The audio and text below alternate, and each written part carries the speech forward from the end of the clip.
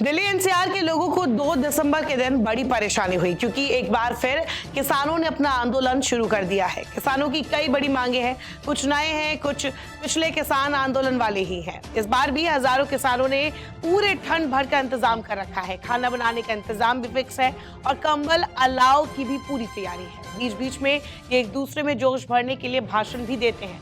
तो अब फिर सवाल उठ रहे हैं कि एक बार फिर क्यों नोएडा एनसीआर में किसान सड़कों पर उतरे हैं। इस बार उनकी मांग क्या है? इस बार आंदोलन को लीड कौन कर रहा है? क्या भारत में हो रहे किसान आंदोलन का दुनिया में चल रहे किसान आंदोलन से रिश्ता है?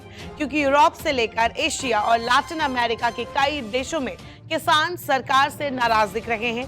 हैरानी इस बात की होती है कि अब इनके आंदोलन की टाइमिंग भी एक होने लगी है। इधर भारत में किसान ट्रैक्टर लेकर निकले हैं, तो वहीं लंदन से लेकर फ्रांस में भी इन दिनों किसान सड़कों पर हैं।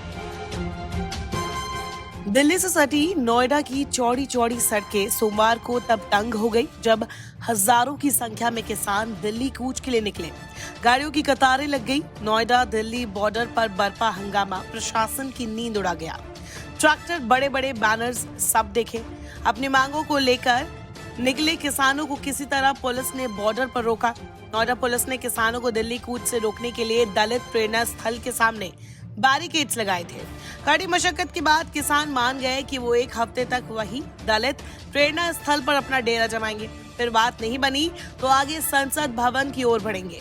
ये ब्रेक अभी परमानेंट नहीं है। किसानों ने कहा है कि वो इस बार लड़ाई आर पार की होगी। पैरामिलिट्री के जवान जगह जगह बॉर्डर पर मुस्तैद खड़े हैं। आम लोगों से सड़क की बजाय मेट्रो से चलने की अपील की जा रही है। पहले ये जानते हैं कि इन किसानों की मांग क्या क्या है। किसानों की पहली मांग है कि जिन किसानों की जमीन सरकार या कंपनियों ने विकास के नाम पर लिया है, उन्हें 10% विकसित प्लॉट दिए जाए। दूसरी मांग, भूमि अधिग्रहण अधिनियम 2013 को फिर से बहाल किया जाए। इस कानून से प्रभावित किसानों को 10% प्लॉट और 64.7% मुआवजा दिया जाए। तीसरी मांग है किसानों के बच्चों को रोजगार और पुनर्विकास के लाभ दिए जाए। चौथी मांग, हाई पावर कमेटी की सिफारिशें हर हाल में लागू की जाए। 10 साल में गौतम बुद्ध नगर में सर्किल रेट नहीं बढ़ा, उसे बढ़ाया जाए। पांचवी मांग, आबादी वाले क्षेत्रों का उचित बंदोबस्त किया जाए। इनके अलावा इनकी और भी मांगे हैं, जैसे न्यूनतम समर्थन मूल्य एमएसपी को कानूनी रूप से गारंटी दी जाए। किसानों को कहना है कि सरकार किसानों का कर्जा माफ करे। भूमिहीन किसानों के बच्चों को रोजगार और पुनर्वास का लाभ दिया जाए। किसानों के खिलाफ थाने में दर्ज मामलों को भी वापस लिया जाए। और ऐसे कई पुरानी मांगों को भी इन्होंने अपने लिस्ट में रखा हुआ है। एक सवाल ये भी है कि इस बार इस आंदोलन में ना तो राकेश टिकैत दिखाई दे रहे हैं और ना ही उनके कोई बड़े नेता। फिर इसे लीड कौन कर रहा है? जवाब है सुखबीर खलीफा। किसान एकता परिषद के राष्ट्रीय अध्यक्ष नोएडा में रहते हैं और इनकी एक हुंकार से हजारों किसान सर्दी में भी चक्का जाम करने के लिए तैयार हो गए हैं।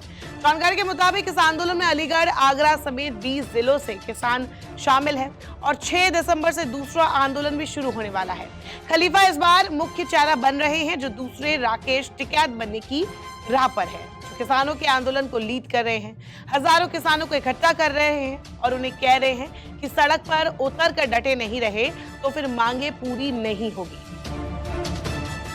किसान एकता परिषद के राष्ट्रीय अध्यक्ष सुखबीर खलीफा का कहना है, मजबूत इरादे के साथ, पूरे जुनून के साथ, पूरी सत्यनिष्ठा के साथ अपने अन्नदाता का हक लेने आए हैं। यहाँ से वहां तक गौतम बुद्ध नगर के किसान शोषण का शिकार हो रहे हैं। अब शिकार नहीं बनेंगे, शोषण नहीं होने देंगे, 10% प्लॉट लेके रहेंगे। आबादी का निस्तारण कराने के लिए जो हाई पावर कमेटी 21 फरवरी को हमने दिल्ली कूच करा था, हाई पावर कमेटी बनाई थी, वो सारे मामले धरातल पर उतार दो। और बात यह है, नए कानून के हिसाब से हमें उसके सारे बेनिफिट मुआवजा दे दो। एनटीपीसी किसान मेरी मत शक्ति खड़ी हुई है, अभी तक समाधान नहीं हुआ है। ये लोग भी 5000 लोग अब आने वाले बहुत जल्दी। अगर नहीं करोगे, टरकाओगे, बहलाओगे, बहकाओगे, अब नहीं, बहुत हो चुका है, हो चली है। पीर पर्वत से पिघलनी चाहिए, अब हिमालय से कोई गंगा निकलनी चाहिए। इन किसानों ने 27 नवंबर को पहले ग्रेटर नोएडा प्राधिकरण के बाहर धरना दिया। फिर 28 नवंबर से 1 दिसंबर तक यमुना अथॉरिटी पर धरना दिया। जो अधिकारियों के सामने इन्होंने अपनी बड़ी मांगे रखी। ये सारे बातचीत के स्तर शासन स्तर पर होने वाले हैं, यानी योगी सरकार को भी मीटिंग बुलानी होगी, लेकिन ये लोग दिल्ली कूच पर अड़े हैं। इसीलिए पीएमओ में भी बड़ी मीटिंग की तैयारी शुरू हो सकती है। दिल्ली पुलिस अलर्ट मोड में आ चुकी है। यार आपको बता दें कि किसानों का आंदोलन इस वक्त सिर्फ भारत में ही नहीं हो रहा है। दुनिया के कई देशों में इस वक्त किसान सरकारी नीतियों से आक्रोशित है, जैसे कि ब्रिटेन। बीते दिनों ब्रिटेन के लंदन शहर में हजारों किसान फैमिली फार्म्स पर न्यू टैक्स या यूं कहें कि इनहेरिटेंस टैक्स के प्रावधानों के खिलाफ सड़कों पर उतरे, जो अब तक नहीं लगता था। इनहेरिटेंस टैक्स मतलब समझे कि कोई फार्म जिसकी मैक्सिमम प्राइस फिक्स की गई, यानी कि $1.3 मिलियन से महंगे फार्म्स को जब परिवार में दूसरी जनरेशन को सौंपा जाएगा, ट्रांसफर होगा, तो इस पर 20% टैक्स देना होगा। फ्रांस में भी किसान आक्रोशित है। डंपर में लाकर एग्रीकल्चर वेस्ट वो सरकारी इमारतों के बाहर डंप कर रहे हैं। कह रहे हैं कि वो यही खेती भी करेंगे।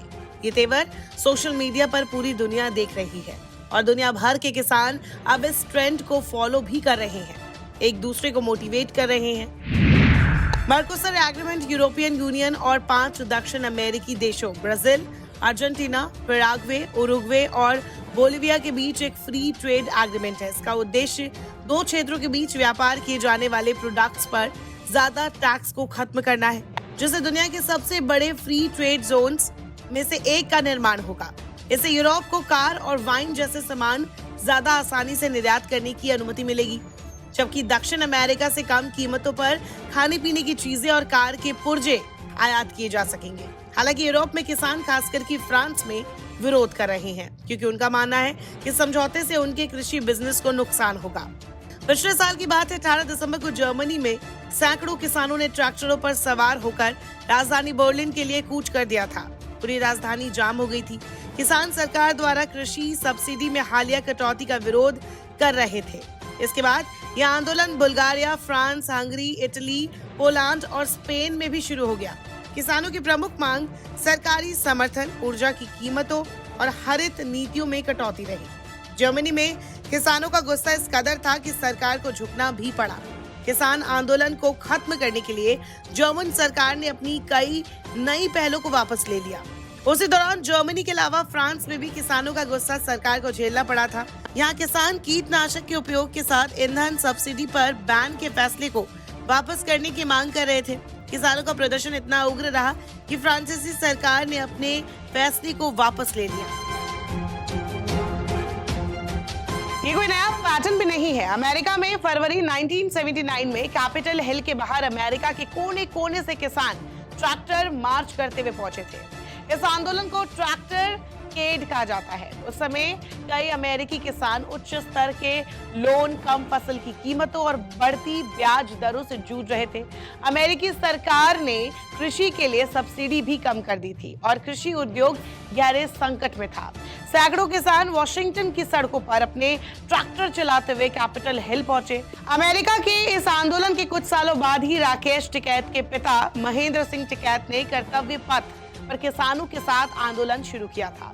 बैलगाड़ी, ट्रैक्टर सब लेकर आए थे। उस समय एक किसान के शव को लेकर वो सभी बैठे हुए थे, जो लाठी चार्ज में मारा गया था। कुल मिलाकर दुनिया में भले ही हम एक दूसरे से दूर बैठे हैं, लेकिन हमारी सोच, हमारे जीने का तरीका, सब कुछ एक दूसरे से कनेक्टेड है। लेकिन समय के साथ साथ किसानों ने अपने आंदोलन का रूप बदला है। ये इससे पता चलता है जिस तरीके का माहौल अब देखा जा रहा है, जो सरकार प्रशासन के लिए संभाल पाना भी मुश्किल होता दिख रहा है। नमस्कार, मैं हूं मानक गुप्ता। अगर आपको हमारा ये वीडियो पसंद आया हो तो इसे लाइक और शेयर जरूर करें, और हाँ, हमें सब्सक्राइब और फॉलो करना ना भूलें, ताकि आप देश और दुनिया की कोई खबर मिस ना करें। तो जुड़े रहिए हमारे साथ और देखते रहिए न्यूज़ 24।